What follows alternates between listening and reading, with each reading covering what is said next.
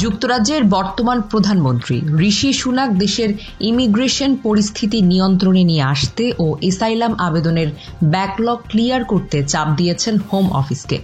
এই চাপের ফলে হোম অফিস দ্রুত সিদ্ধান্ত নিতে গিয়ে নতুন সমস্যা সৃষ্টি করেছে বলে দ্য গার্ডিয়ানের এক প্রতিবেদনে জানা যায়। অযথা বিভিন্ন অভিবাসন প্রার্থীদের কেস রিফিউজ করে দিচ্ছে হোম অফিস। রিফিউজ হওয়া এসাইলাম প্রার্থীদের আপিলের কারণে নতুন করে আবারও ফাইলের চাপ বাড়ছে বলে জানা যায়। ঋষি সুনাক সরকারের চাপে পড়ে হাজার হাজার আশ্রয় মামলায় তাড়াহুড়ো করে সিদ্ধান্ত দেওয়া হচ্ছে বলে মত প্রকাশ করেছেন সমালোচকরা। ফাইল প্রক্রিয়াজাতকরণের ত্রুটির কারণে সবকটি ফাইল আবারও জটের সৃষ্টি করবে বলে ধারণা করা হচ্ছে। তথ্য অনুযায়ী জানা যায় 2022 থেকে 23 সালে 29,000-এর চেয়েও বেশি সিদ্ধান্তের বিরুদ্ধে আইনি চ্যালেঞ্জ দায়ের করা হয়। এই চিত্রটি আগের বছরের তুলনায় প্রায় 4 গুণ বেশি, যার ফলে মামলাগুলো বিশেষজ্ঞ আদালতে একটি নতুন ব্যাকলগ তৈরি করেছে।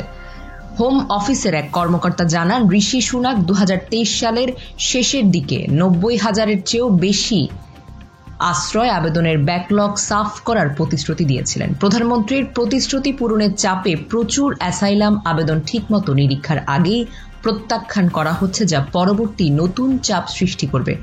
গত বছর অর্ধেকের বেশি অ্যাসাইলাম কেস সাক্ষাৎকার ব্যতি রেখেই রিফিউজ করা হয়েছে বলে জানা যায়, যাদের মধ্যে 28% হোম অফিস কর্তৃক প্রত্যাখ্যান করা হয় এবং আরও 22% আবেদন হোম অফিস প্রত্যাহার করে নেয় আবেদনকারীর সম্মতি ছাড়াই।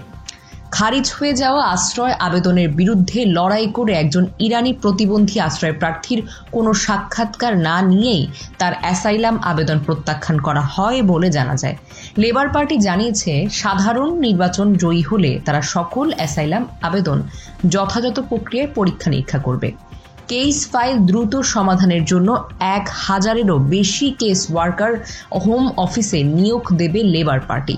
হোম অফিসের একজন মুখপাত্র বলেছেন, আমরা সিস্টেমের অখণ্ডতা বজায় রেখে আশ্রয় আবেদনের প্রক্রিয়াকরণের গতি বাড়ানোর জন্য পদক্ষেপ নিয়েছি। আশা করা যায় আশ্রয় আবেদনের ব্যাকলগ দ্রুতই পরিষ্কার হবে। News desk, channel 16।